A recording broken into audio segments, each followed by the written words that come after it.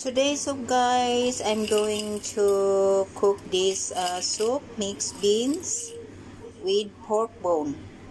So this is, guys,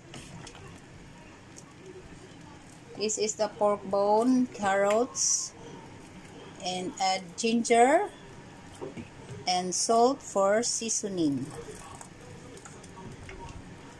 Soak the mixed beans, guys, and blanch the pork bone and combine all the ingredients.